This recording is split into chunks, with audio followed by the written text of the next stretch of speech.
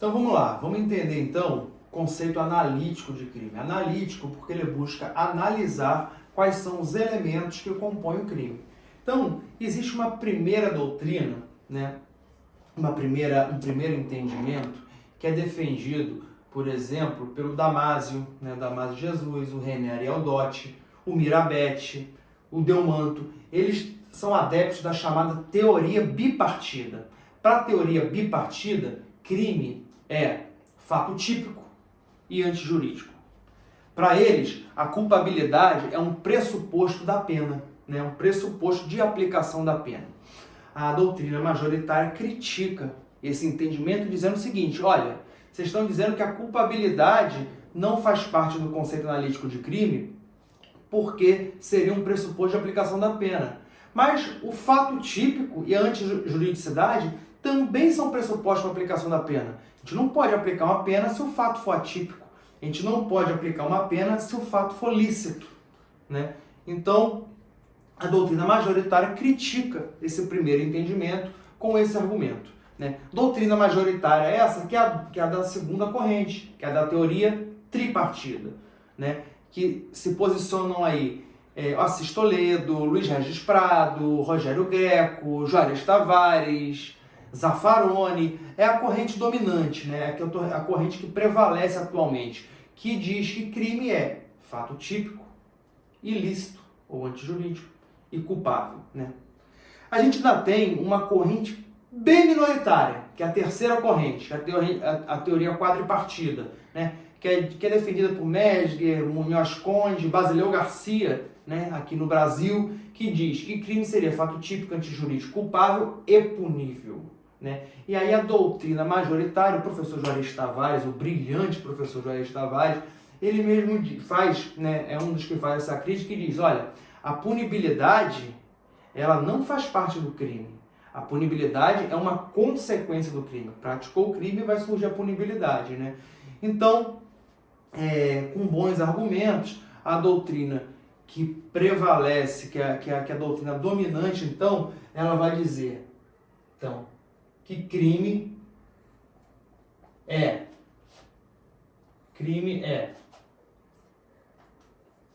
fato típico,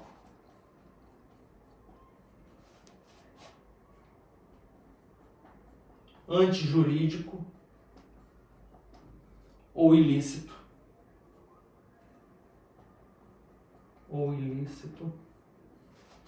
e culpável. Então, gente, olha só. Aqui é onde eu também vejo um ponto muito sensível aí nos meus alunos aí, né?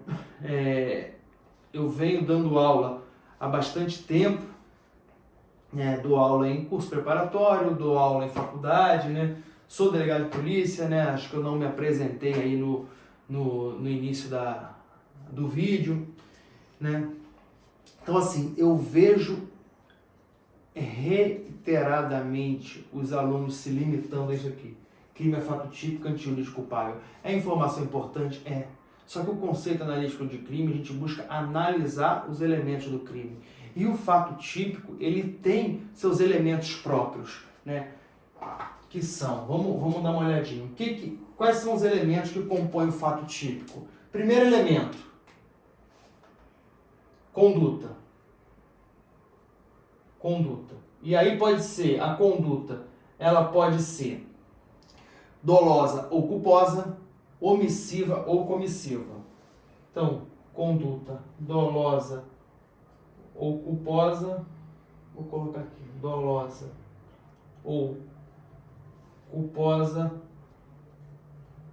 omissiva ou comissiva. Segundo elemento, dentro do fato típico, é o resultado, né? Então a gente precisa de uma conduta, precisa de um resultado e precisa de um nexo de causalidade. É um nexo chamado nexo causal, que é um nexo que une a conduta ao resultado, né? E por fim, temos ainda um último elemento, que é a tipicidade. E aqui, gente, a gente vai falar em tipicidade formal e tipicidade material. Vou deixar só um asterisco aqui para a gente analisar a tipicidade conglobante. Importante analisar a tipicidade conglobante. Mas olha só, vamos dar uma olhadinha aqui rápida. A gente vai, nos próximos vídeos aí, eu vou destrinchar todos esses elementos aqui. Mas vamos dar uma olhadinha rápida aqui para vocês entenderem a relevância de conhecer essa distinção e saber posicionar de maneira correta os institutos. Por exemplo, dentro da tipicidade material, é que a gente estuda, sabe o que, gente? O princípio da insignificância. Quando a gente fala em princípio da insignificância, a gente vai analisar isso com mais calma, a gente vai estar dizendo o quê? O fato ele não é materialmente típico, né? Então, olha só, se a gente excluir qualquer desses elementos, a gente exclui o próprio fato típico. Então, quando a gente fala em princípio da insignificância, incidência do princípio da insignificância, a gente está dizendo não há tipicidade material. E se não existir qualquer desses elementos que a gente vai apontar aqui, simplesmente não existe crime. Tá? Outro exemplo aqui, para vocês verem a relevância, é uma coação física irresistível, né? O agente, ele pega um indivíduo, coloca o dedo dele no gatilho da pistola e puxa o dedo do indivíduo. Esse sujeito, ele na verdade não teve nenhuma conduta dolosa ou culposa, ele foi um mero objeto. O indivíduo pegou a mão dele à força, colocou o dedo dele e fez a força para trás, para que ele puxasse o gatilho. Ora, se a gente não teve conduta dolosa e não teve conduta culposa, a gente vai excluir o próprio fato típico. E se a gente entende que crime é fato típico, antijurídico, culpável, o que eu estou dizendo? Não há crime. Ah, ô professor, mas e na coação física? Na coação moral? Coação moral é aquela que, por exemplo, o exemplo que a doutrina cita muito em livro, é quando se sequestra, por exemplo, o filho do gerente do banco. E aí diz para o gerente do banco, olha, você vai ter que abrir o banco tal hora e abrir o cofre para a gente levar o dinheiro. E aí a gente está com o filho dele sequestrado, a gente vai matar seu filho, o filho dele sequestrado. Ele vai lá e abre o cofre. Ele tem conduta? Tem, pô. Aí ele tem conduta. Então, mas então o gerente do banco pratica crime? Não, a gente vai ter que, para a gente dizer que determinada conduta é criminosa, a gente tem que conseguir ultrapassar todos os elementos. O que eu estou dizendo tem conduta dolosa. Ele vai lá e abre o cofre do banco por vontade própria. A gente vai ver mais na frente se estão preenchendo todos os elementos. Eu já antecipo que não. Mas isso vai estar dentro da culpabilidade. Mas vamos prosseguir. Então, dito isso, o fato típico precisa desses 4 elementos: conduta, resultado, nexo e tipicidade, né? Antijuridicidade. Quando a gente fala num fato antijurídico ou num fato ilícito, a gente vai dizer o seguinte, olha, para que um fato seja criminoso, o agente ele não pode estar amparado por alguma excludente da ilicitude, alguma excludente da antijuridicidade. E quais são as excludentes da ilicitude, gente? Isso aí todo mundo conhece, né? Estado de necessidade, estado de necessidade, legítima defesa,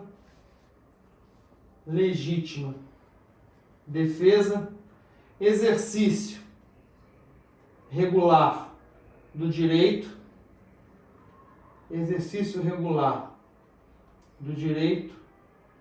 e estrito cumprimento do dever legal. Estrito cumprimento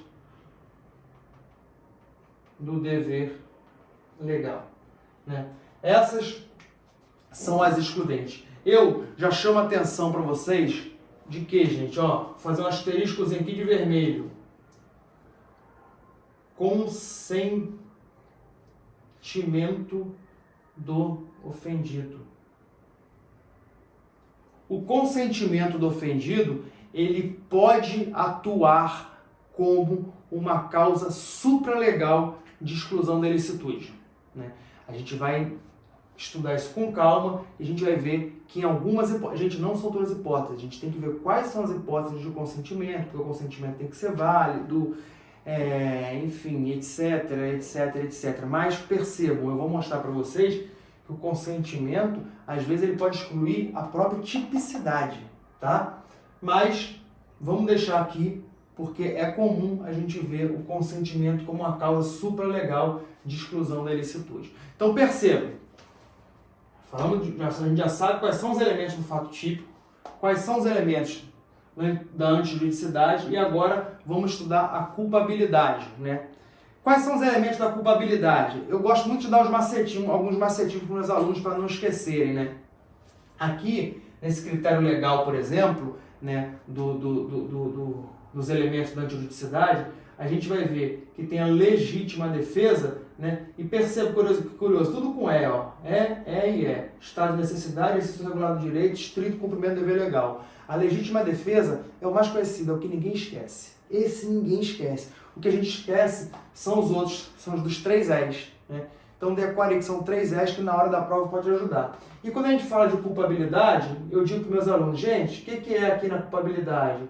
Eu digo, é o IP, né? Os elementos da culpabilidade, chamado IP, que é imputabilidade,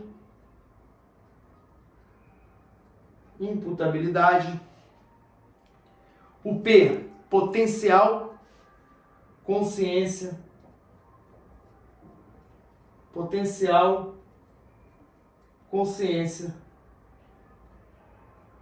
da ilicitude,